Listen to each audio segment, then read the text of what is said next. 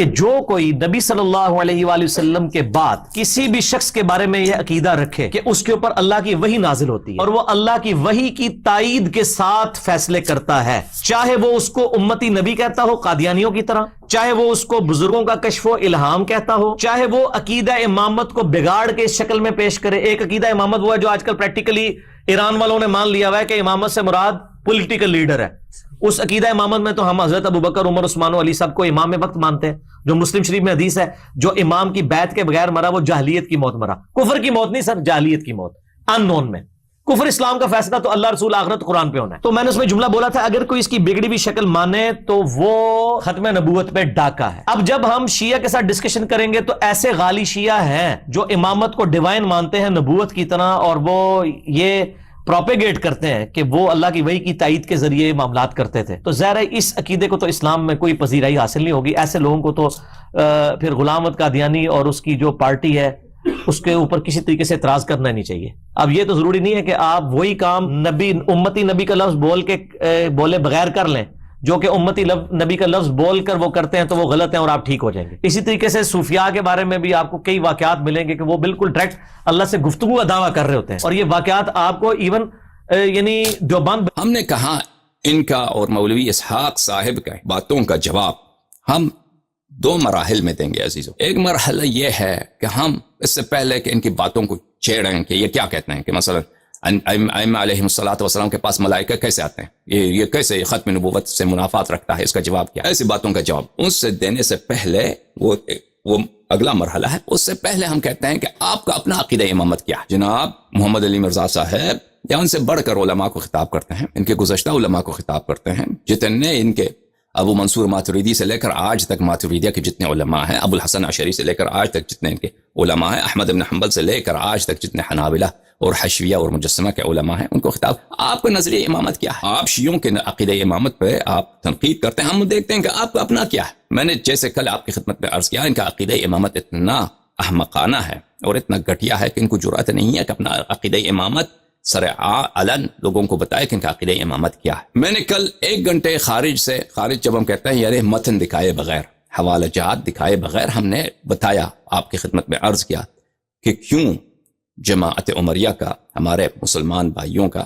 ان کا عقیدہ امامت بالکل واضح البطلان ہے۔ بالکل جو اس کا تصور کریں کہ ان کا عقیدہ امامت کیا ہے تو اس سے اس کا بطلان ثابت ہو جاتا ہے، اور ان کے عقیدہ خدا جانتا ہے۔ ایک نقطہ اور مزید اس میں بہت اہم نقطہ ہے، وہ بھی دیکھیے کہ ان کا عقیدہ امامت اگر اچھی طرح سے تصور کر لیں تو اس سے واضح طور پہ پتہ چل جاتا ہے کہ ہو ہی نہیں سکتا، اس کے سوا کوئی چارہ ہی نہیں ہے کہ عقیدہ امامت جو شیعوں کا ہے وہ 100% صحیح ہو۔ یہ تو مرحلے آپ کی خدمت میں آپ نے ذہن میں رکھی ہے۔ کل ہم نے باہر خارج سے مفصل بات کی کہ ان کا عقیدہ امامت کیا ہے۔ آج حوالہ جات دکھانے کا دن ہے۔ البتہ عرض کریں کہ ہم پہلے غدیر کے تقاریر میں ان باتوں کو زیادہ تفصیل سے بیان کر چکے ہیں اردو زبان میں۔ اب مختصر میں 2-3 منٹ میں وقت لوں آپ کا، ان کا عقیدہ امامت بیان کروں۔ بات یہ ہے کہ اللہ کو پتہ ہے کہ رسول اللہ صلی اللہ علیہ وسلم دنیا سے جانے والے ہیں، خود رسول صلی اللہ علیہ وسلم کو بھی پتہ ہے کہ دنیا سے جانے والے ہیں۔ حالت یہ ہے کہ قرآن جمع نہیں کیا گیا ہے، سنت مدون نہیں ہے، صحابہ اکثر تازہ مسلمان ہیں، یعنی اکثر صحابہ جو مسلمان ہوئے فتح کے بعد مسلمان ہوئے ہیں، طلقاء ہیں، اور یہ پیسے دے کر چندے دے کر ان کو مسلمان کیا گیا ہے، ان میں سے بہت سارے۔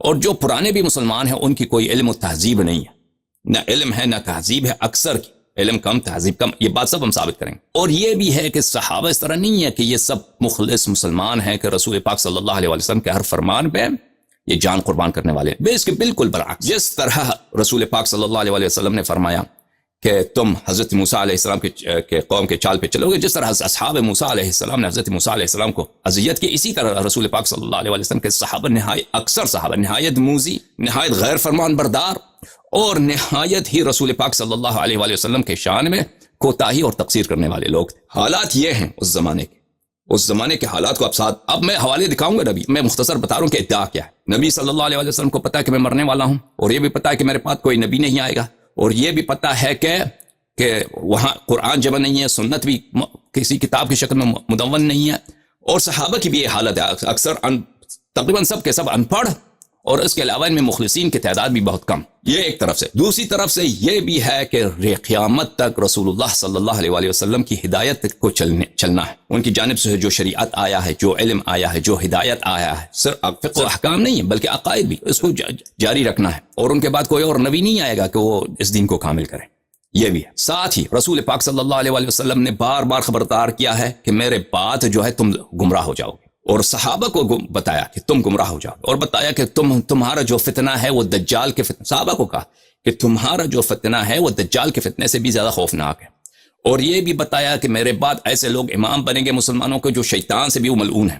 یہ بھی بتایا. اور یہ بھی بتایا کہ مسلمان فرقے میں تقسیم ہوں گے میرے امت، اور یہ جو ہے سب جہنمی ہوں گے سوائے ایک فرقے کے. اور ہمیں یہ بھی پتہ ہے کہ اصل خلاف جو مسلمانوں میں ہے وہ مسئلہ امامت، مسئلہ خلافت پر ہے. یہ سب باتیں ذہن میں رکھ. ابھی ہم حوالے دکھائیں گے ان باتوں کا. لیکن ان سب کے باوجود رسول پاک صلی اللہ علیہ وسلم کو پتہ ہے کہ میں دنیا سے جانے والا ہوں. وہ دنیا سے گئے اور کچھ بولا ہی نہیں، کہ ان کے پاس جو مسئلہ امامت سب سے خطیر ہے، اور سب اختلافات اسی کی وجہ سے ہیں، سب ضلالتیں اسی پہ اختلاف کی وجہ سے ہیں، تو اس پہ کچھ بولے ہی نہیں. نہ یہ بولا کہ میں کسی کو تعین کرتا ہوں، نہ یہ بولا کہ تم کسی کی تعین کرو، کچھ بھی نہیں بولا. ادعا کیا بس کہ دین کامل ہے. اللہ نے بھی اپنے رسول صلی اللہ علیہ وسلم کو دنیا سے اٹھایا ان کو، اور لیکن یہ توضیح نہیں دی کہ ان کے بعد مسلمان کیا چارہ کریں گے امامت و خلافت کا.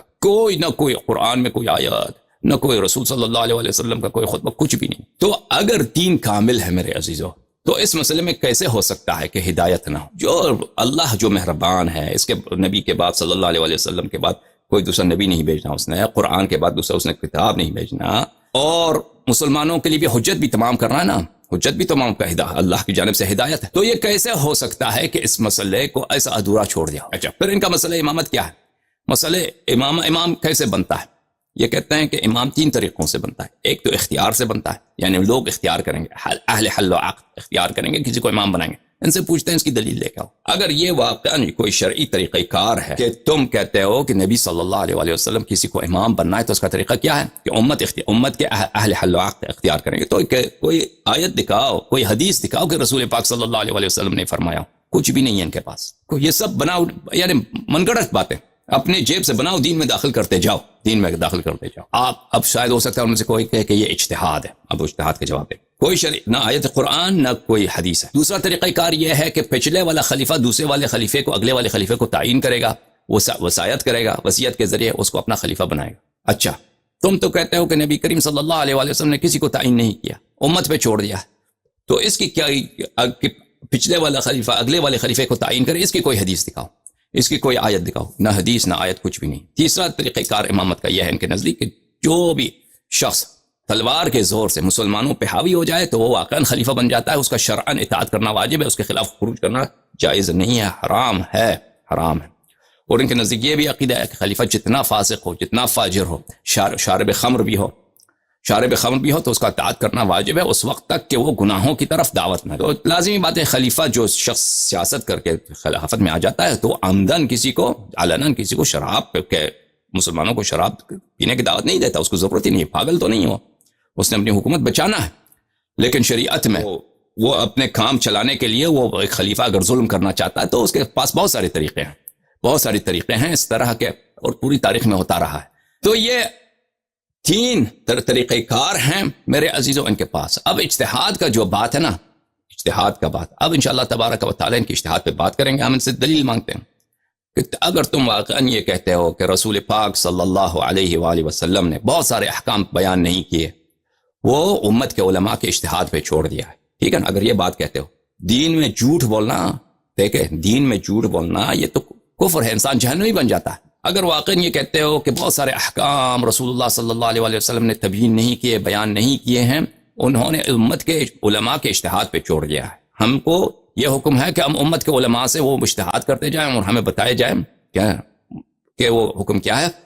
تو ہم ان سے دلیل مانگتے ہیں اس بات پہ. دلیل ہے نا؟ انسان ایک بات کو، اتنی بڑی بات کو کہ رسول پاک صلی اللہ علیہ وآلہ وسلم کے بعد امامت کا مسئلہ کیا ہے، یا دوسرے جتنے احکام ہیں ان کو اجتہاد پہ چھوڑا، اس کی دلیل لے کے آؤ. کم از کم ایک حدیث ہونی چاہیے تو آپ کے پاس ہے. وہ معاذ ابن جبل کی کہ میں یمن جاؤں گا، تو ان سے معاذ ابن جبل سے کہا کہ تم کیا کرو گے؟ اس نے کہا کہ میں اگر کوئی واقعہ آیا تو میں کتاب میں دیکھوں گا، پھر سنت میں دیکھوں گا، اس میں بھی نہ ملا تو میں اپنا اجتہاد. وہ حدیث ان کے نزدیک ضعیف ہے. وہ حجت ہی نہیں ہے. ان کے اپنے کتابوں میں صرف ایک ہی حدیث ہے، وہ معاذ بن جبل والی حدیث، وہ بھی ضعیف ہے. اچھا، اجتہاد پر ہم آگے جا کر بات کریں گے تفصیل کے ساتھ، کیونکہ یہ کہتے ہیں کہ ہمیں امام کی ضرورت نہیں ہے. محمد علی مرزا صاحب بولتے ہیں، مولوی اسحاق مدنی صاحب بولتے ہیں امام کی کیا ضرورت ہے، ہم اجتہاد کرتے ہیں، اجتہاد کے ذریعے مسائل بیان کرتے ہیں، امام سے ائمہ طاہرین علیہ السلام سے پوچھنے کی ضرورت کیا ہے. تو ہم اجتہاد کے متعلق آگے جا کر انشاءاللہ تبارک و تعالی تفصیل سے بات کریں گے کہ ان کے اجتہاد جو ہے وہ ایک بہت بڑی بدعت ہے، ان کا اپنا اعتراف ہے. خلاصہ اجتہاد کی تفصیل آئے گا انشاءاللہ تبارک و تعالی. ابھی تک جتنے ہم نے ادعا کیے ہیں اس کا ہم دوسری زبانوں میں، اردو زبان میں شاید غدیر کے مسئلے پر اس کو تفصیل سے بیان کر چکے ہیں، نظریہ امامت فرقہ عمریہ کا. ابھی جو ہے اختصار کے ساتھ ان باتوں کے حوالے آپ کی خدمت میں پیش کرتے ہیں. پہلی بات تو یہ ہے کہ عدم النص، امامت پہ کوئی نص نہیں ہے. دیکھیں عزیزو، یہ کتاب ہے سقیم مسلم، چھاپے المطبعۃ الازہریہ بالازہار بشرح النووی، یحیی بن شرف النووی کی شرح کے ساتھ، یہ جزء ہے ثانی اشار. اچھا، یہاں پہ کتاب الاستخلاف و ترک الاستخلاف، فإن استخلف فقد استخلف من هو خير مني يعني أبا بكر وإن أترككم فقد ترككم من هو خير مني رسول اللہ صلی اللہ علیہ وسلم. عمر کے مرنے کے وقت کی اس کی بات ہے، اس کا بیٹا اس سے بات کر رہا، کہتا ہے کہ اگر میں مر جاؤں، اگر میں کسی کو خلیفہ بناؤں تو ابو بکر نے مجھے خلیفہ بنایا تھا، اگر میں کسی کو وصی نہ بناؤں تو رسول پاک صلی اللہ علیہ وسلم نے کسی کو وصی نہیں بنایا تھا. وفي هذا الحديث دلیل على ان النبی صلی اللہ علیہ وآلہ وسلم لم ينص على خلیفۃ. نووی صاحب فرماتے ہیں، کہتے ہیں کہ اس حدیث میں یہ دلیل ہے کہ رسول پاک صلی اللہ علیہ وآلہ وسلم نے کسی کو اپنی جانشین نہیں بنایا تھا، کیونکہ عمر نے بولا ہے. اچھا، وهو اجماع اہل السنت وغیرہم، یہ اشاعرہ کا، ماتریدیہ کا اور ان کے غیر علاوہ جو حشویہ ہیں، حنابلہ کے پیروکار ہیں، کیونکہ حنابلہ کو اہل سنت نہیں مانتے، جو حشویہ ہیں ان کو اہل سنت نہیں مانتے. کہتے ہیں اہل سنت اور غیر اہل سنت جو دوسرے فرقے ہیں، مثلا خوارج ہیں، سوائے شیعہ ہوں گے، اس مسئلے پہ سب کا کیا ہے، اجماع ہے. مسئلہ اجماعی ہوا نا کہ رسول پاک صلی اللہ علیہ وآلہ وسلم سے کوئی نص نہیں ہے. اب تو رسول پاک صلی اللہ علیہ وآلہ وسلم دنیا سے گئے، کسی کو انہوں نے اپنا جانشین معین نہیں کیا. اب کیا طریقہ کار بتایا؟ کیا یہ کہیں بتایا رسول پاک صلی اللہ علیہ وآلہ وسلم نے کہ جو تلوار کے ذریعے آپ پہ حاوی ہو جائے، آپ پہ مسلط ہو جائے تو وہ واقعاً شرعی خلیفۃ اللہ ہے، تو اس واقعاً میں خلیفۃ الرسول ہے، اس کی اطاعت کرنا واجب ہے؟ کہاں بولا ہے انہوں نے؟ کہاں بولا ہے انہوں نے رسول پاک صلی اللہ علیہ وسلم کہ یہ بھی خلیفہ بننے کا ایک طریقہ کار ہے، یا یہ کہ کوئی دوسرا خلیفہ اپنے جانشین کو تعین کر سکتا ہے؟ دلیل لے کے آؤ. یا یہ کہ میں اس بات کو امت کے اختیار پہ چھوڑتا ہوں؟ کوئی بھی دلیل نہیں ہے. دوسرا بات یہ ہے کہ جو حالات ہیں رسول پاک صلی اللہ علیہ وآلہ وسلم کے وفات کے وقت، ہاں، رسول پاک صلی اللہ علیہ وآلہ وسلم نے کب حجۃ الوداع میں انہوں نے فرمایا انی تارک فیکم من اخذتم به لن تضلوا بعدی ابدا کتاب اللہ وعترۃ اہل بیت، میں تمہارے درمیان دو ثقلین چھوڑ کے جا رہا ہوں، اگر ان کی اتباع کرو تو کبھی گمراہ نہ ہو جاؤ، ایک کتاب اللہ اور ایک میری اہل بیت علیہم السلام. کتاب اللہ کی کیا حالت تھی؟ رسول پاک صلی اللہ علیہ وآلہ وسلم دنیا سے جا رہے ہیں، کتاب اللہ کیا آج جس طرح ہمارے زمانے میں ہر گھر میں کئی قرآن کی کہ مصاحف موجود ہیں، ہر گھر میں، وہ فون پہ بھی ہیں، آپ کے ویب سائٹس ہیں، ہر جگہ قرآن، کفار کے پاس لائبریریوں میں جاتے ہیں، قرآن کے کئی نسخے ہوتے ہیں، تو کیا وہی حالت تھی رسول پاک سے؟ نہیں، اس طرح نہیں تھی. لیکن حدیث ثقلین کو جس ماحول میں رسول پاک صلی اللہ علیہ وآلہ وسلم نے بیان کیا ہے کہ میں تمہارے درمیان دو چیز چھوڑ کے جا رہا ہوں، میرا قرآن اور میرا اہل بیت، ان کی اتباع کرو گے تو کبھی گمراہ نہیں ہو جاؤ گے. یہ حدیث متواتر صحیح ہے. تو عزیزو، قرآن تو اس وقت متفرق تھا، تو کیسے کہہ سکتے ہیں کہ رسول میں تمہارے درمیان چھوڑ کے جا رہا ہوں؟ اس کی تصحیح کیا ہے؟ وجہ کیا ہے؟ حکمت کیا ہے؟ یا رسول اللہ، اگر قرآن مجموع ہے، ہر ایک کے پاس گھر میں موجود ہے، تو پھر تو آپ کہہ سکتے ہیں ہم قرآن پڑھ کے اس کو عمل کریں. قرآن تو کسی کے پاس ہے ہی نہیں اس زمانے میں، اس زمانے میں قرآن تو کسی کے پاس تھی ہی نہیں. حقیقت یہ ہے کہ اس زمانے میں قرآن صرف اور صرف امیر المؤمنین علیہ السلام کے پاس تھی، اور امیر المؤمنین علیہ السلام کو رسول پاک صلی اللہ علیہ وسلم نے حکم دیا تھا کہ میرے مرنے کے بعد تم قرآن کو جمع کرو اور ان پہ عرضہ کرو، اور وہ اتقان میں دوسرے کتب میں کہ جماعت مخالفین کے اب قرآن کی کہانی آپ کو سنائیں گے، تو جس طرح اہل بیت علیہ السلام کی کہانی دردناک ہے، اسی طرح قرآن مجید کی کہانی دردناک ہے. یہ جھوٹ قرآن کے متعلق اتنا جھوٹ کہا جاتا ہے میرے عزیزو، شیعوں میں بھی اور جماعت مخالفین میں بھی حقائق کو چھپایا جاتا ہے. ان مسلمانوں کو مستشرقین سے ڈر ہے یہ سمجھتے ہیں کہ اگر ہم نے حقائق قرآن کے متعلق بتا دیے تو مستشرقین کا ان کا جھنڈا بلند ہو جائے گا. تو کبھی ہم قرآن کے متعلق جماعت عمریہ کے اپنے کتب میں بخاری، میں غیر کتب کی بات نہیں کر رہا، غیر مشہور کتب بخاری مسلم کی بات کرتے ہیں، اس میں کیا چیزیں موجود ہیں، قرآن کی کہانی کیا ہے، قرآن کتنا ناقص ہے، وہ بخاری کے روایات کی روح سے، مسلم کی روایات کی روح سے قرآن کتنا ناقص ہے، اس کی حد ہی نہیں، یعنی تقریباً عشر قرآن بھی نہیں بچا. اگر بخاری کے روایت کو دیکھیے، میں دلیل کے ساتھ آپ کے سامنے پیش کروں گا کہ عشر قرآن بھی ثابت نہیں. سمجھ میں آ رہی بات آپ کو؟ یہ شیعوں پہ کیا لگاتے ہیں، تہمت لگاتے ہیں کہ شیخ قائل بالتحریف ہے، قائل بالنقصان ہے قرآن میں. اور ابھی یہ ابحاث کسی نے آپ کے سامنے شاید نہیں کھولی ہیں، میں نے عربی زبان میں کھولی تھی کئی سال پہلے. وہ خدا جانتا ہے ان کے مولویوں نے کتنے کالز کیا، کوئی جواب نہیں دے سکا، سب لاجواب ہو گئے، سب لاجواب ہو گئے، الحمدللہ رب العالمین. تو بہرحال ابھی نقصان قرآن کی بات نہیں کر رہے ہیں، صرف اتنی بات کر رہے ہیں کس حالت میں قرآن کو چھوڑ کے گئے ہیں رسول پاک صلی اللہ علیہ وسلم. یہ کتاب ہے بخاری، چھاپ دار احیاء التراث العربی، سنہ 1422، صفحہ نمبر 8 سے 31، کتاب التفسیر. لقد جاءکم رسول من انفسکم عزیز علیہ ما عنتم حریص علیکم بالمؤمنین رؤوف الرحیم. اس آیت کا عنوان، یہ باب کا، اس فصل کا عنوان یہی ہے. اچھا، اس میں حدیث نمبر ہے 4679. اچھا، اس میں اب جو ہے یہ قرآن جمع کرنے کی کہانی ہے کہ ابو بکر کیا کہتا ہے. ابو بکر کے زمانے میں یمامہ کے جنگ میں بہت سارے لوگ مر گئے، تو ابو بکر نے عمر سے کہا کہ میں تو کہتا ہوں کہ قراء مر جائیں گے، جو لوگ قرآن کے قاری ہیں وہ سب مر جائیں گے. فَيَذْهَبَ كَثِيرٌ مِّنَ الْقُرْآنِ إِلَّا أَن تَجْمَعُوهُ. تو قرآن کا بہت بڑا حصہ ضائع ہو جائے گا مگر یہ کہ تم اس کو جمع کرو، قرآن کو جمع کرو. ابو بکر نے کس سے کہا؟ عمر سے کہا کہ یمامہ میں. اور یہ سب فراڈ ہے، سب جھوٹ ہے عزیزو. یہ جو ورژن یہ بتاتے ہیں یہ جھوٹ ہے، کیونکہ ان کے اپنی کتب میں موجود ہے. امیر المؤمنین علیہ السلام نے قرآن کو جمع کیا اور کہا کہ میں کبھی ردا نہیں پہنوں گا جب تک کہ میں قرآن کو جمع نہ کر دوں، اور اس کو عرضہ بھی کیا، تو ان لوگوں نے قبول نہیں کیا، اس کو رد کیا. وہ کہا قرآن جب ایک دفعہ جمع ہو چکا ہے، امیر المؤمنین علیہ السلام جمع کر چکے ہیں، تمہارے اپنے کتب میں موجود ہے، ہاں، جن کے متعلق رسول اللہ صلی اللہ علیہ وسلم کی صحیح حدیث مستدرک حاکم میں ذہبی نے بھی تصحیح کی ہے کہ علی مع القرآن والقرآن مع علی لن يفترق حتى يرد علی الحوض، کہ سید المسلمین یعصوب الدین امیر المؤمنین علیہ السلام قرآن کے ساتھ ہے، قرآن ان کے ساتھ ہے، یہ ایک دوسرے سے کبھی بچڑ نہیں جائیں گے، جدا نہیں ہوں گے روز قیامت تک.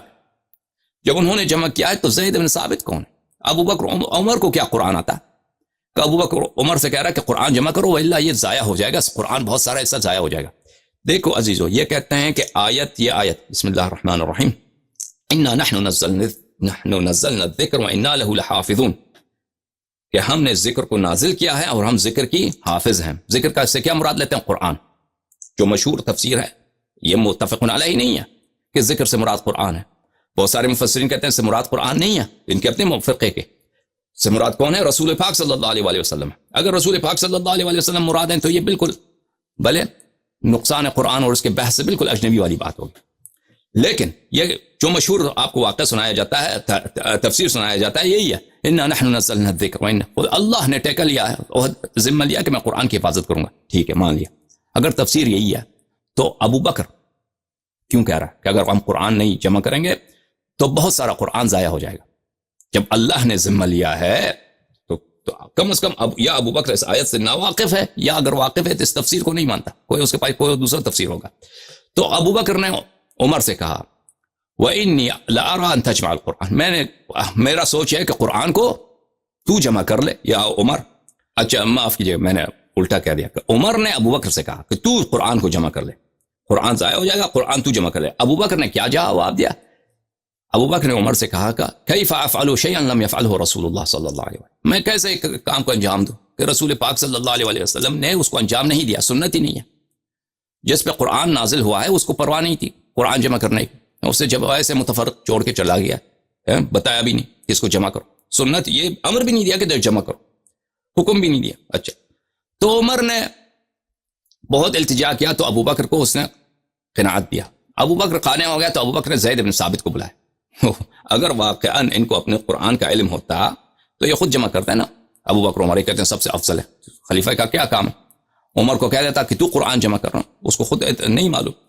تو زید بن ثابت سے کہا، زید بن ثابت سے بھی کہا، زید بن ثابت نے بھی یہی جواب دیا کہ کیف تفعلان شیئا لم يفعله النبی صلی اللہ علیہ وسلم. عمر ابو بکر سے کہا کہ تم دونوں کس کام کے پیچھے پڑ گئے ہو؟ قرآن جمع کرو. جو نبی صلی اللہ علیہ وسلم تھے انہوں نے جمع نہیں کیا، تو تم دونوں کیوں اس کے پیچھے پڑ گئے ہو؟ تو اچھے، تو انہوں نے بہت اصرار کیا. زید بن ثابت کہتا ہے تو میں قانے ہو گیا. فقمت، تو میں نے ہمت کیا، میں نے فیصلہ کیا قرآن جمع کرنا ہے. فتتبعت، تو میں القرآن اجمعہ، تو پھر میں نے قرآن کو ڈھونڈنا شروع کیا. قرآن کو ڈھونڈنا یہ کس زمانے کی بات ہے؟ یہ ابو بکر کی خلافت کی بات ہے. اصل میں بات یہ ہے کہ یہ دربار کے لیے، خلافت ابو بکر کے لیے بہت بڑا عیب تھا کہ خلیفے کے پاس اور کسی کے پاس قرآن نہیں ہے. قرآن سوائے امیر المؤمنین علیہ السلام. کیوں ان کے پاس ان کو فکر ہوئی کہ ہمارے پاس قرآن ہونی چاہیے؟ حقیقت یہ ہے میرے عزیزو، حقیقت یہ نہیں ہے کہ ان کو ڈر تھا کہ قرآن ضائع ہو جائے گا، ان کو پرواہ بھی نہیں تھا قرآن ضائع ہو جائے گا. حقیقت یہ ہے کہ خلیفے کے پاس قرآن نہیں ہے. اگر خلیفے کے پاس قرآن ہوتا، ابو بکر کے پاس، عمر کے پاس، تو وہ کیوں وہ التجا کرتا زید بن ثابت سے کہ تو جمع کر؟ اور زید بن ثابت کو ڈھونڈنا پڑتا ہے، ادھر پتھر سے نکالو، ادھر پتے سے نکالو، کپڑوں سے نکالو قرآن کے آیات کو مختلف. حقیقت یہ ہے کہ وہ معاشرہ جو تھا وہ اسلامی معاشرہ تھا. ان کے فتوحات بھی جو ہو رہی تھی مختلف ملکوں میں، یہ اسلام کے نام پہ ہو رہا تھا. اگر دربار کے پاس، حکومت کے پاس کوئی نسخہ ہی نہیں ہے قرآن کا، تو یہ تو بڑا عیب تھا نا. قرآن کس کے پاس ہے؟ سید المسلمین علیہ السلام کے پاس. ان کے پاس تو جانا نہیں انہوں نے، ان سے مراجعات تو کرنا نہیں ہے. تو یہ اصل میں اہل بیت طاہرین علیہ السلام کے مقابلے میں ان سے رقابت کی ایک بات ہے کہ قرآن کو جمع کرو. وإلا اگر قرآن جمع کرنا تھا تو قرآن تو جمع ہو چکا ہے. امیر المؤمنین علیہ السلام نے فوراً بعد وفات الرسول صلی اللہ علیہ وسلم انہوں نے قرآن جمع کیا. اچھا میں تو قرآن کی کہانی میں تفصیل سے پڑھ گیا، صرف بات مقصود اتنا ہے، قرآن رسول پاک صلی اللہ علیہ وسلم دنیا سے گئے، قرآن متفرق تھا، جمع نہیں ہوا تھا. صرف اتنی بات یاد رکھو، یہ اہم ہے. ہمارے موجودہ بحث کی مقصد کے لیے اتنا کافی ہے. اچھا کہانی قرآن کی اور ہے.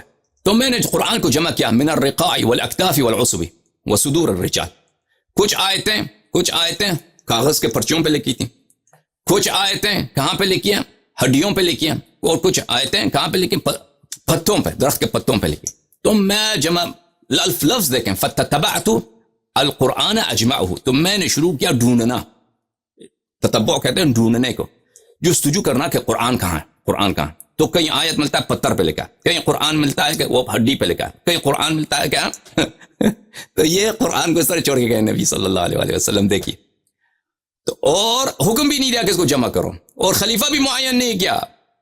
یعنی یہ اسلام کے جو خستہ حالت ہے وفات نبی صلی اللہ علیہ وسلم کے وقت، وہ مشہور کر دیا کہ پیغمبر صلی اللہ علیہ وسلم نے اسٹیٹ بنایا، مدینہ اسٹیٹ بنایا. کوئی اسٹیٹ کچھ بھی نہیں تھا. میرے عزیزوں، مسلمانوں کی حالت بہت خستہ تھی اس زمانے میں. وصدور الرجال، اور بعض آیتیں ایسی تھیں کہ کسی کے پاس ہی نہیں ہے، وہ صرف بعض لوگوں کو زبانی یاد ہے. تو میں نے جمع کرنا شروع کیا. حتی وجدت من سورة التوبہ آیتین مع خزیمہ الانصاری لم اجدهما مع احد غیرہ. صرف اس طرح ہوا کہ دو آیتیں جو تھے صرف خزیمہ کے پاس تھا، اس کو زبانی یاد ہے، کسی اور کو یاد ہی نہیں ہے. اور وہ آیت یہی ہے، لقد جاءکم رسول من انفسکم عزیز علیہ ما عنتم حریص علیکم. تو اس طرح اس واقعے کو بخاری نے اپنی کتاب میں کئی جگہ لکھا ہے. مقصود یہ ہے میرے عزیزو، رسول پاک صلی اللہ علیہ وسلم کے وقت، وفات کے وقت انہوں نے حکم دیا ہے کہ میں دو چیزیں تمہارے درمیان چھوڑ کے جا رہا ہوں، ایک قرآن اور ایک میرا اہل بیت. قرآن تو جمع ہی نہیں ہے. اس کا وجہ کیا ہے میرے عزیزو؟ دراصل دونوں حکم ایک ہیں.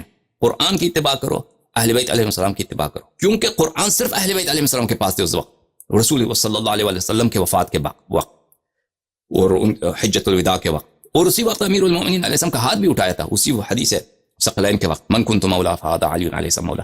تو در حقیقت جو قرآن کا اتباع کا حکم بھی رسول پاک صلی اللہ علیہ وسلم نے دیا تھا مسلمانوں کو، کیونکہ قرآن کسی کے پاس تھی ہی نہیں، وہ بھی در حقیقت اہل بیت اور امیر المؤمنین علیہ السلام کے اتباع کا حکم تھا. سمجھ میں آ رہی بات آپ کو؟ یہ قرآن کی حالت. اب بات رہا ہے کہ سنت کی، حدیث کی. کیا حدیث؟ اب رسول پاک صلی اللہ علیہ وسلم کے بعد کوئی آئے گا، کوئی نبی تو نہیں آئے گا نا. ہم نے تمام احکام دین کن سے لینا ہے؟ انہی رسول پاک صلی اللہ علیہ وسلم سے لینا. تو وہ دنیا سے جا رہے ہیں، ان کے بعد کوئی نبی نہیں آنے والا. معاشرہ کیا ہے؟ معاشرہ بالکل ان پڑھ ہے. 99% لوگوں کو لکھنا پڑھنا نہیں آتا. اب اللہ کو تو پتا ہے کہ یہ دین چلے گا قیامت تک. ادعا تو یہی مسلمانوں کا کہ یہ دین، یہ پکا نبی ہے، یہ سچے نبی ہیں، ان کے بعد کوئی نبی نہیں آنے والا، اس دین کو قیامت تک چلنا ہے. اچھا، تو یہ سب اتنا علم پیغمبر صلی اللہ علیہ وسلم کو دیا ہے کہ ان کو پتا ہے اخبار ما سبق، اخبار ما یاتی، قیامت تک کیا ہونے والا ہے، سب معلوم ہے. اخلاق کیا ایسا ہونا چاہیے، حسن معاشرت کیسا ہونا چاہیے، بچوں کے ساتھ برتاؤ کیسے ہونا چاہیے، کون سے کپڑے پہننا بہتر ہیں، صحت کے لیے کون سی چیزیں مضر ہیں، سب چیزیں رسول پاک صلی اللہ علیہ وسلم کو پتا. اور اس کے بعد اسٹیٹ کے کیا احکام ہیں، حکومت چلانے کے کیا احکام ہیں، لشکر کشی کے کیا احکام ہیں، صلح کرنے کے کیا احکام، یہ سب اللہ کی جانب سے حبیب صلی اللہ علیہ وسلم کے پاس یہ علم ہے کہ ہم نے کیا کرنا ہے، اس کو بتایا. دین کامل ہے نا یا دین ناقص ہے؟ اگر دین کامل ہے، الیوم اکملت لکم دینکم، تو یہ احکام ہونے چاہیے، وإلا اگر حکم ہی نہیں ہے تو یہ تو ناقص ہے نا. اچھا، تو یہ سب سنت میں، قرآن تو متفرق، قرآن کی تو ہم نے بات کر دی. اچھا، کبھی یہ سنت میں موجود ہے یہ چیزیں سنت میں کیا کام موجود ہے؟ رسول پاک صلی اللہ علیہ وسلم کے وفات کے وقت کوئی نہ کتابت ہے سنت کی. ہاں، کچھ نوشتہ جات ہیں بعض صحابہ کے تھے، وہ ہم تک نہیں پہنچی. اور وہ نوشتہ جات جو تھی، مثلا کسی کے پاس 5-10 صفحے ہوں گے، 20 صفحے ہوں گے، وہ اس طرح نہیں کہ پورا سنت مدون ہے. وہ کسی کو کوئی لفظ پسند آیا، اس نے لکھا، اور وہ کیا تھا ان صفحات میں ہمیں نہیں معلوم، کیونکہ وہ بچی نہیں ہے. سمجھ میں؟ وہ کچھ بعض صحابہ، سنت کی کوئی تدوین نہیں ہوئی. اچھا، رسول پاک صلی اللہ علیہ وسلم نے کے پاس کیا طریقہ کار ہے؟ قرآن تو ادھورا چھوڑ دیا، ویسے ہی متفرق چھوڑ کے چلے گئے، حکم بھی نہیں دیا تو جمع کرو، کسی کو سونپا بھی نہیں. اچھا، امیر المؤمنین علیہ السلام کو سونپا ہے، بالکل ہمارے نزدیک. مخالفین تو نہیں کہتے کہ ان کو حکم دیا تھا کہ امیر المؤمنین علیہ السلام قرآن کو جمع کرے، وہ تو یہ روایت نہیں کرتے، کہتے ہیں وہ اپنے سے انہوں نے جمع کیا تھا. سنت کا کیا حالت ہے؟ احادیث کا، ان کے جو کلمات ہیں، وہ یہ سب کیا وہ مدون، محرر، مکتوب اس زمانے میں تھا؟ نہیں. کیا رسول پاک صلی اللہ علیہ وسلم نے حکم دیا کہ یہ لکھو؟ بلکہ یہ بالعکس روایت کرتے ہیں کہ رسول پاک صلی اللہ علیہ وسلم نے فرمایا کہ میرا حدیث تم نہ لکھو. تو کیا طریقہ کار تھا رسول پاک صلی اللہ علیہ وسلم کے پاس کہ ان کی ہدایت، ان کی سنت ہم تک پہنچے؟ ہم آج 15ویں صدی میں، ہمارے پاس 1000 سال کے بعد، 2000 سال کے بعد لوگ آئے، 5000، ان تک ان کا ہدایت ان تک پہنچے. یہی کہ لوگوں کے حافظے میں رہیں. جو زید بن ثابت کو یاد رہا، یہی بس حافظ. وہ زید بن ارقم خود کہتا ہے کہ میں بوڑھا ہو چکا ہوں، میرے یادداشت صحیح نہیں. صحیح ہے کہ نہیں؟ صحابہ میں سے بہت سارے ہیں کہتے ہیں کہ ہم بوڑھے ہو گئے، ہماری یادداشت صحیح. ایسے لوگوں پہ اتکا کرنا سنت ہم تک پہنچانے کے لیے. پہلی بات تو یہ ہے کہ بہت سارے صحابہ کے متعلق تو انہوں نے خود فرمایا کہ تم یہود کے نقش قدم پہ چلو گے، تم جہنمی ہو جاؤ گے، حوض کوثر پہ آؤ گے تو ملائکہ تمہیں دور کریں گے، جہنم میں ڈالیں گے. یہ کہتے ہیں کہ یاد بدعتی ہیں، وہ حدیث آ جائیں گے آپ کے سامنے. تو کچھ جو صالح صحابہ بچ گئے، کیا ان کی صرف ان کے حافظے پر اتکا کرنا، ان کی میموری پر، اور ان کے بعد جو نسل آئے گی ان کی میموری پر؟ سنت کی تدوین کب شروع ہو گئی دوستو؟ ملاحظہ فرمائیے، یہ کتاب ہے صحیح مسلم، بلکہ صحیح مسلم، چھاپ دار الفکر، یہاں پر صفحہ نمبر 1468 پہ، حدیث نمبر 3004 میں روایت کرتے ہیں ابو سعید خدری سے کہ رسول پاک صلی اللہ علیہ وسلم نے فرمایا، لا تکتبوا عنی، میری کوئی حدیث تم نہ لکھا کرو. ومن کتب عنی غیر القرآن فلیمح، اگر میں قرآن کے علاوہ کسی اور چیز کو آپ نے لکھا ہے میری زبان سے تو اس کو تم محو کر دو. تو رسول پاک صلی اللہ علیہ وسلم کا حکم کہ تم میری کوئی حدیث نہ لکھو. تو حدیث کی لکھائی اگر حکم ہے یہ ہے کہ نہ لکھو، اور پھر ان کا کیا طریقہ کار ہے؟ دیکھیں عزیزو، اللہ کی اب تک جو ہم جماعت مخالفین کے احادیث ہم تک پہنچی ہیں جس طریقہ کار سے کہ وہ سینوں سے، پہلے بات ہے صدور رجال میں سے صدور رجال کو منتقل ہوئے اور بعد میں لکھا گیا. کیا یہی طریقہ کار تھا؟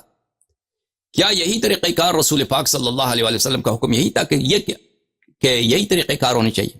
اور آج ہم ہیں اور احادیث ہیں، جماعت مخالفین کو کہہ رہا ہوں کہ احادیث ان میں سے صحیح کون سا ہے، غیر صحیح کون سا ہے. اور صحیح حدیث، کیونکہ عزیزو میں آپ کو ایک بہت اہم نقطہ بتا رہا ہوں، صحیح حدیث کا مطلب یہ نہیں ہے کہ قطعی الصدور. جماعت عمریہ کے نزدیک صحیح حدیث کا مطلب یہ نہیں ہے کہ قطعی الصدور، کہ واقعا رسول پاک صلی اللہ علیہ وسلم نے یہ جملے فرمائے. صحیح حدیث کا مطلب یہ ہے کہ اس کے رجال ثقات ہیں، اس کے رجال سب ثقہ ہیں، اور اس سلسلے میں کوئی انقطاع نہیں ہے. سب رجال اس کے ثقہ ہیں، مثلا 5 6 7 واسطے ہیں، اور اس میں کوئی انقطاع نہیں ہے. بس صرف اب یہ کہ واقعا رسول پاک صلی اللہ علیہ وسلم نے یہ جملہ بولا یا نہیں بولا، یہ صحیح حدیث کا مطلب یہ نہیں ہے. سمجھ میں آ رہی نا؟ اگر ہم قطعی احادیث ان کے دیکھیں کہ واقعا قطعی وہ بہت کم ہے ان کے نزدیک سمجھ میں آ رہی. اور صحیح حدیث کون سے صحیح حدیث کون سے کتنا نزاع کتنا مشکل کام. تصحیح احادیث یہ خود ان کے علماء کہتے ہیں کہ یہ ہر ایک کی بات نہیں ہے. بہت سارے ان کے طالب علم مولید 5 سال 10 سال پڑھتے ہیں اس کے باوجود کہتے ہیں کہ ہم میں یہ اہلیت نہیں ہے. تصحیح احادیث بہت جہابزہ کا کام ہے. بہت سارے بہت بڑا محقق ہو کہ اس نے اپنی عمر لگائی ہو حدیث میں, پھر جا کے وہ تصحیح کر سکتا ہے کون سی حدیث ضعیف ہے کون سی حدیث صحیح ہے. تو عزیزو اتنا دین جو سہل تھا سمحا تھا. واقعا رسول پاک صلی اللہ علیہ وسلم کے پاس یہی طریقہ کار تھا کہ میرا حدیث جو ہے بہت کمپلیکیٹڈ ہو کے آنے والی نسلوں کو پہنچے کہ وہ ہمیشہ نظام میں رہے, کسی کو سمجھ ہی نہ آئے کہ حدیث صحیح کون سی ہے. سمجھ میں آ رہی نا. اور پھر وہ بھی جو صحیح حدیث ہو وہ بھی پتہ نہ ہو, اطمینان نہ ہو کہ واقعا قطعی الصدور ہے یا نہیں. حدیث سے صحیح یا کہتے ہیں حدیث سے صحیح حجت ہے. ہو سکتا ہے حدیث سے صحیح وہ واقعا صادر نہیں ہو رسول پاک صلی اللہ علیہ وسلم سے, لیکن یہ حجت ہے ہمارے نزدیک. کہتے ہیں خبر واحد کے دلائل ہیں علم اصول میں, خبر واحد حجت ہے. لیکن یہ واقعا رسول پاک صلی اللہ علیہ وسلم نے بولے ہیں یہ جملے نہیں بولے ہیں, یہ صحت کا مطلب یہ نہیں ہے. سمجھ میں آ رہی ہے بات آپ کو. تو واقعا یہی طریقہ کار تھا رسول پاک صلی اللہ علیہ وآلہ وسلم کا. کبھی انشاءاللہ تبارک و تعالی اللہ نے کبھی مہلت دی تو میں ایسی باتیں ہیں عزیزو جو میری تحقیق میں ہیں جو کسی کے پاس میں نے نہیں دیکھا ہے. یہ باتیں کبھی میں جماعت عمریہ کے احادیث کے متعلق بات کروں کہ ان کے پاس حدیث ہے ہی نہیں. میرے عزیزو حقیقت تو یہ ہے کہ ان کے پاس یہ علم حدیث پہ ناز کرتے ہیں. کہتے ہیں شیعوں کا منہج تصحیح حدیث کیا ہے. عزیزو شیعوں کا جو نقل حدیث ہے نہایت ہی علمی, نہایت قابل اطمینان. اور جماعت عمریہ کے پاس کوئی حدیث نہیں ہے انشاءاللہ. ان کے سب اصول حدیث جو ہیں وہ باطل ہیں. اب سب شاید میں نے مبالغہ کہ اغلب اصول حدیث جو ہیں ان کے باطل ہیں. اب یہ جملے جو میں نے کہے یہ آپ کے پاس کیا کہتے ہیں ادھار رہیں, آپ کا قرضہ, آپ کا طلب. کبھی انشاءاللہ موقع ملے تو حدیث پہ بہت بات کریں گے. یہ کتاب ہے فتح الباری, احمد ابن علی ابن حجر عسقلانی کی کتاب, جزء اول چھاپے المکتبۃ السلفیہ. یہاں پہ صفحہ نمبر 194 میں ملاحظہ فرمائیے کہ یہاں پر یہ بخاری کی روایت ہے کہ بخاری نے روایت کیا ہے کہ کتب عمر بن عبد العزیز, حدیث نمبر 34. عمر بن عبد العزیز نے ابی بکر بن حزم کو روایت کیا, اس کو کتابت کیا, خط بھیجا. انظر ما كان من حديث رسول الله صلى الله عليه وآله وسلم فاكتبه فإني خفت دروس العلم وذهاب العلماء. عمر ابن عبد العزیز ابن عبد الملک ابن مروان ابن الحکم, یہ بنی امیہ شجرہ ملعونہ کا ایک خلیفہ ہے. سن 99 میں اس کی حکومت ہوئی ہے عمر ابن عبد العزیز کی, اور سن 101 میں یہ وہیں گیا ہے جہاں عمر گیا. اچھا, اس نے یعنی یہ سن 99 میں اس کی حکومت ہے. اب اس خط کو اس نے سن 100 میں لکھا ہے, سن 99 میں لکھا, جو بھی ہے. اس نے خط لکھا کہ دیکھو جو حدیث آپ کو انظر, وہاں پہ دیکھو ڈھونڈ لو, جو حدیث رسول صلی اللہ علیہ وسلم آپ کے پاس ہے ملتا ہے اس کو لکھا کرو کہ مجھے ڈر ہے دروس العلم و ذهاب العلماء, کہ علم دروس کہتے ہیں کہ فرسودہ ہو جانا, بالکل ہلاک ہو جانا, تباہ ہو جانا. علم سے مراد حدیث ہے کہ احادیث تباہ ہو جائیں گے, ضائع ہو جائیں گے, ہلاک ہو جائیں گے. احادیث یعنی کسی کو وہ جب محفوظ نہ ہو کتاب کی صورت میں تو لازمی بات ہے یاد نہیں رہتا لوگوں سے.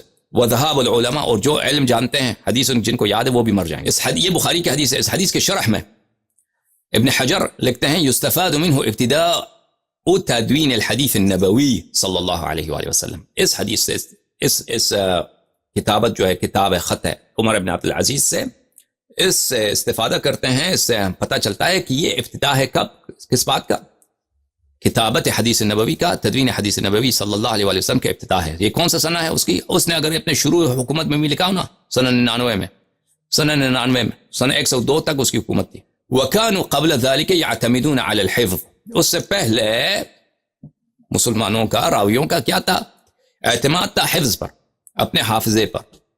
حفظ انسان کا معصوم ہوتا ہے میرے عزیزو, حفظ انسان کا, یعنی خطبہ دیا رسول پاک صلی اللہ علیہ وآلہ وسلم نے آدھا گھنٹے کا خطبہ ہوتا ہے 10 صفحے 5 صفحے, تو وہ کس کو یاد رہتا ہے میرے عزیزو؟ واقعاً جماعت عمریہ کے پاس ایک خطبہ بھی نہیں ہے رسول پاک صلی اللہ علیہ وآلہ وسلم کا, ایک خطبہ بھی نہیں ہے, ایک خطبہ بھی نہیں ہے ان کے پاس. ٹھیک ہے نا, کہتے ہیں اس سے پہلے حفظ پہ اعتماد کرتے تھے. تو کیا اللہ کے نزدیک, رسول پاک صلی اللہ علیہ وآلہ وسلم کے نزدیک ہم تک ہدایت پہنچانے کا اتنا ہی غیر محفوظ اور غیر قابل اعتماد طریقہ کار ہے کہ لوگوں نے سنا، لوگ کسی نے دوسرے کو سنایا، دوسرے نے تیسرے کو سنایا، انسان کی میموری جو ہے وہ ضائع ہو جاتا ہے۔ اور اس کے علاوہ لوگوں کے میں کیا ہے، اب انسان ایماندار ہونا تو اس کے حافظے میں آپ شک کر سکتے ہیں، باقی اس پہ جھوٹ کہتے ہیں چلے جھوٹ نہیں ہے، لیکن اس کے علاوہ بہت سارے لوگ ہیں جو جھوٹ بولتے ہیں، سیاسی مقاصد ہوتے ہیں، تعصبات ہوتے ہیں، اور جہل ہوتا ہے لوگوں کا، قبائلی دشمنیاں ہوتی ہیں، لوگ مختلف وجوہات کے بنا پر دین میں بدعت داخل کرنا چاہتے ہیں، جھوٹ بولتے ہیں۔ تو کیا اتنے غیر علمی طریقے سے، غیر مطمئن طریقے، یہی طریقہ کار تھا رسول پاک صلی اللہ علیہ وسلم کا ہم تک ہدایت پہنچانے کا۔ فلما خاف عمر بن عبد العزیز وكان على رأس المئة الأولى، سنہ 100 کے ابتدا میں اس نے حکم دیا کہ حدیث ضبط کرو، حدیث کو لکھایا کرو، لیکن یہ کہ وہ ابتدا تھی حدیث لکھنے کی، لیکن واقعاً احادیث لکھی گئیں۔ اس نے ایک حکم دیا، کتنے اس ابو بکر بن حزم نے کتنے احادیث لکھی وہ تو ہمیں نہیں معلوم، یہ ابتدا ہوئی ہے، لیکن واقعاً بعد میں احادیث لکھنے کا کام بعد میں شروع ہوا ہے۔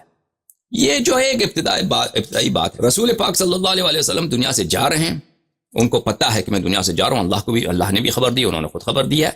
قرآن غیر مدون، حدیث غیر مدون، نہ قرآن جمع نہ حدیث جمع۔ اچھا آپ کہتے ہیں کہ صحابہ بڑے عالم تھے، صحابہ بڑے فقیہ ہیں، صحابہ بڑے عالم ہیں، جب ان کی اچھی تربیت ہوئی ہے، جب صحابہ کی اچھی طرح سے تربیت ہوئی ہے تو چلیں کم از کم اگر کتاب نہیں ہے، لکھا نہیں گیا، ان کے علم پہ اعتماد، ان کے اتنے شاگرد ہیں رسول پاک صلی اللہ علیہ وسلم کہ ان کو اسلام کے احکام ایسے سکھائے ہیں ان کو کہ ان کو بس ان کے ہوتے ہوئے اگر کتابی صورت میں نہ بھی ہو تو اتنا کوئی ضرر نہیں ہے، اگر کتاب ہوتا تو اچھی بات تھی۔ چلیں اگر رسول پاک صلی اللہ علیہ وسلم کے زمانے میں حدیث کے مثلا 20 جلد کتابیں لکھے جاتے، اس وقت اتنی امکانیات نہیں تھی اس بات کی، ممکن نہیں تھا، کیونکہ لوگ ہی ان پڑھ ہیں، لکھتے بھی تھے، لکھنے والا کوئی نہیں تھا 20 جلد کتابیں، سمجھ میں آ رہی نا بات آپ کو؟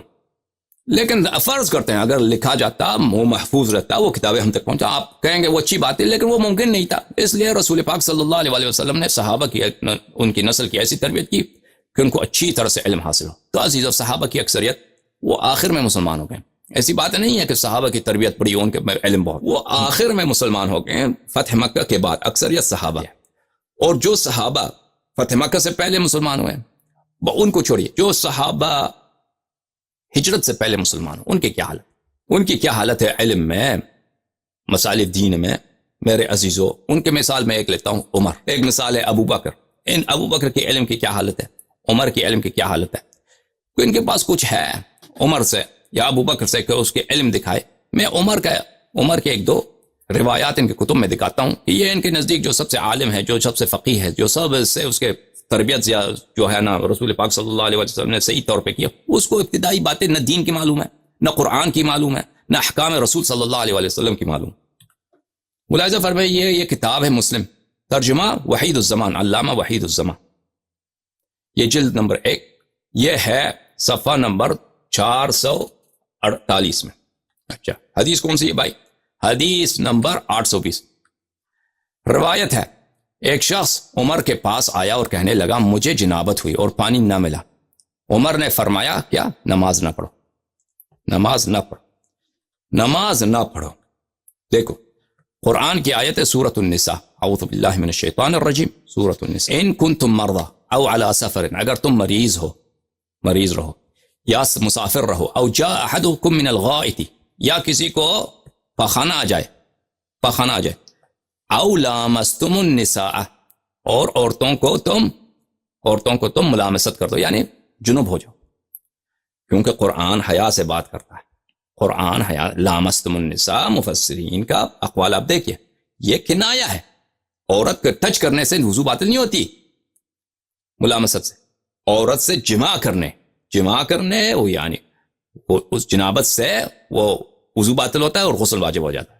او لامستم النساء فلم تجدوا ماء، اور یہ مشکلات اگر پیش آ جائیں کہ تم مریض ہو، پانی استعمال نہیں کر سکتے، سفر میں ہو، پانی نہیں مل رہا، یا پاخانہ آپ نے کیا ہے، پیشاب کیا ہے، او لامستم، یا جنابت کی حالت ہے اور پانی نہ ملے تو کیا کرو؟ فتیمموا صعیدا طیبا، فتیمموا، پر تم پاک مٹی سے کیا کرو؟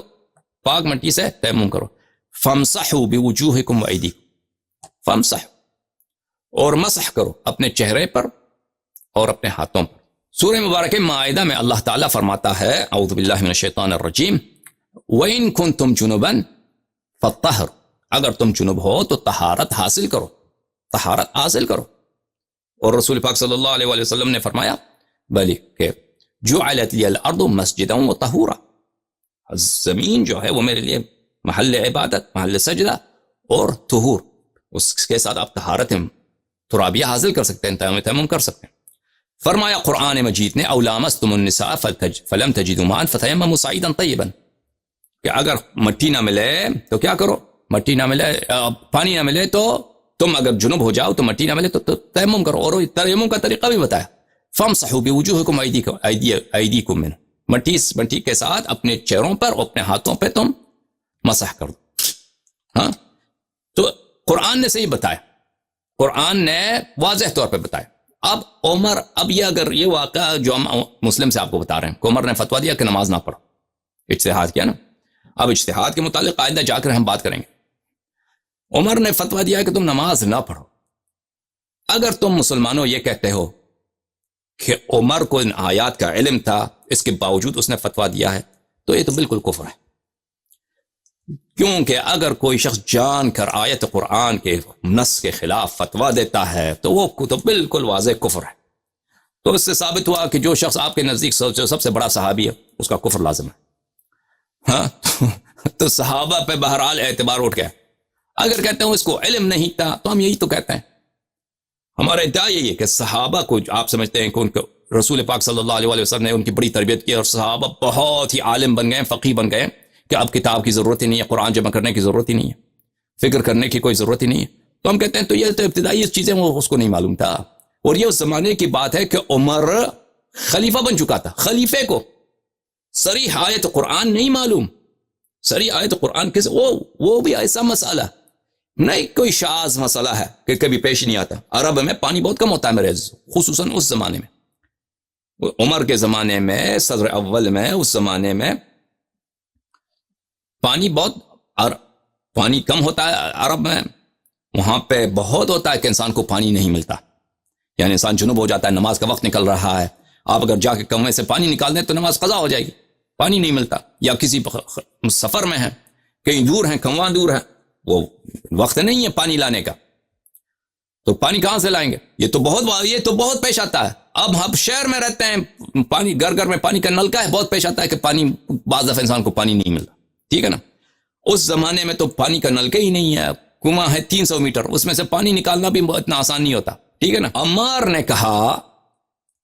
نے کہا مسلم کی حدیث کی طرف آتے ہیں.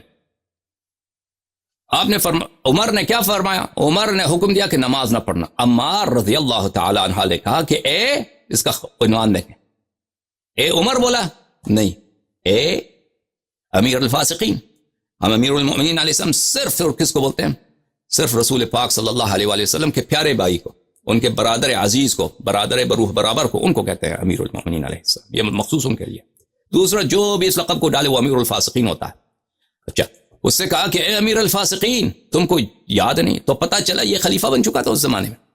عمر کو اس کی خلافت سے پہلے اس لقب سے تو کوئی نہیں پکارتا تھا نا، خلافت کے بعد اس کو لقب سے پکارے، تو پتہ چلا یہ خلیفہ بنا ہے. دیکھیں جاہل آدمی کو یہ تیمم کا نہیں معلوم. اگر معلوم ہے اور مخالفت کر رہا ہے صریحاً حکم اسلام کا، وَمَن لَمْ يَحْكُمْ بِمَا أَنزَلَ اللَّهُ فَأُولَٰئِكَ هُمُ الْكَافِرُونَ، جو جان بوجھ کر قرآن کے خلاف فتویٰ دیتا ہے تو اس کے کفر پہ کوئی شک ہے بھائی؟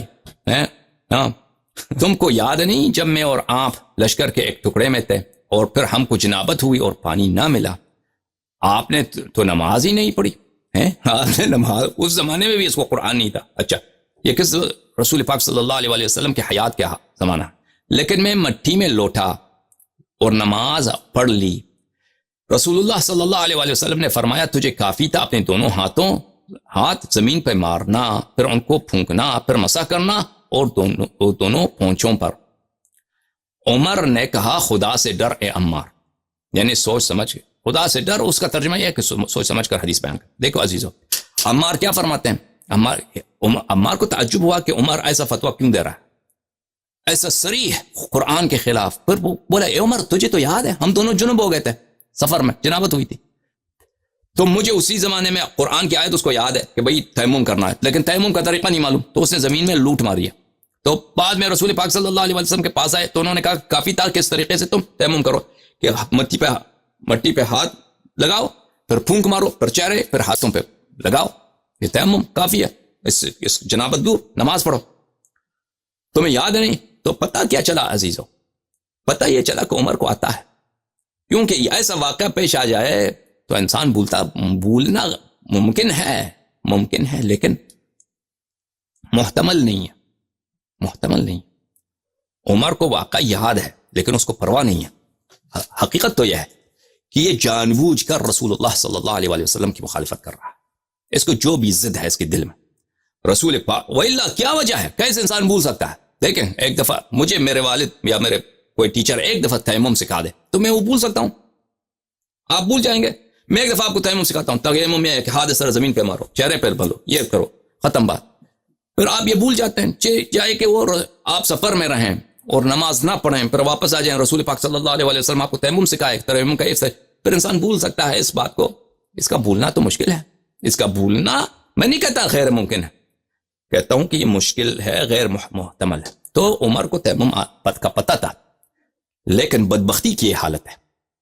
دیکھیں یہ جان بوجھ کر قرآن کی آیت کی مخالفت اور رسول پاک صلی اللہ علیہ وآلہ وسلم. ہمارا تو یہی ہے, کیونکہ ہمارے پاس واضح احادیث ہے میرے عزیز اہل بیت طاہرین علیہ السلام سے کہ ابو بکر اور عمر نے بہت سارے احکام عمدن دشمنی رسول صلی اللہ علیہ وآلہ وسلم میں چینج کیے. انہوں نے بہت سارے احکام, اذان چینج کیا ہے, نماز چینج کیا ہے, وضو کا طریقہ چینج کیا ہے, نہ کہ ان کو پتہ نہیں تھا. کو پتہ تھا یہ دشمنی رسول صلی اللہ علیہ وآلہ وسلم میں, دشمنی اسلام میں, کہ وہ اعتقاد ہی نہیں تھا, انہوں نے چینج کیا ان باتوں کو. لیکن اگر ہم اس بات کو چھوڑ دیں, کہتے ہیں بھائی بھول گیا, تو اگر بھول کی بات لے کے آئیں, فراموشی کی بات لے کے آئیں نا, تو یہ تو ثابت ہو جاتا ہے کہ اس کے پاس علم نہیں تھا, ایک ابتدائی چیزوں کا علم نہیں تھا اس کے پاس. خلافت تو اس کی چلی گئی نا. جو شخص اتنا جاہل ہے کہ تیمم کا نہیں معلوم, رسول پاک صلی اللہ علیہ وسلم کے سمجھانے کے بعد, پڑھانے کے بعد, دکھانے کے بعد کہ تیمم اس طرح کرنا, اس کے بعد اس کو نہیں سمجھ نہیں آئی, تو وہ خلیفہ کیسے بن سکتا ہے؟ اور مسلمین میں کون موجود ہے؟ انا مدینۃ العلم, انا دار الحکمہ, اللہ اللہ, وعلی بابها انت منی بمنزلت ہارون من موسیٰ, انی تارک فیکم من اخذتم به لن تذلوا بعدی ابدا, کتاب اللہ وعترتی. مسلمین میں کون موجود ہے؟ سید المسلمین, شبیہ الرسول, ابن عمر الرسول, زوج البتول, صلی اللہ علیہ وآلہ صلوات اللہ علیہ موجود. اور جو ایسا شخص کہ اگر احسن حالت میں ہم اس حدیث کی تفسیر کریں تو اس کو جہل ہے, لیکن حقیقت میں اگر دیکھا جائے تو وہ کیا ہے؟ وہ عمدن مخالفت کر رہا ہے رسول پاک صلی اللہ علیہ وسلم. اچھا, اور پھر وہ دھمکی دیتا عمار کو کہ خدا سے ڈر. عمار کو غلط بات کر رہا ہے کہ تم خدا سے ڈرو. عمار کو کہہ رہا ہے کہ تو خدا سے ڈر, ٹھیک ہے نا. عمار نے اس کو یاد دلایا کہ تجھے کیسے بھول سکتا ہے عمر, تو کیسے بھول سکتا ہے, تجھے یاد نہیں ہے. تو عمار سے کہہ رہا ہے تو خدا سے ڈر, یعنی عمار جو ہے حدیث غلط بنا رہا تھا. اگر عمار, خلافت عمار یاسر جو مہاجرین اولین میں سے ہے, جو سابقین فی الدین میں سے ہے, اگر وہ اس کی سوچ میں, اس کی سمجھ میں, اس کی روایت میں شک ہو سکتا ہے, تو پھر یہ طریقہ کار کہ ہم صحابہ کے ذاکرے پر, صحابہ کے یادداشت پر, ان کے میموری پہ اتکا کریں, اس کے بعد ان کی اگلی والی نسل تابعین اور یہ کیسے ہو سکتا ہے؟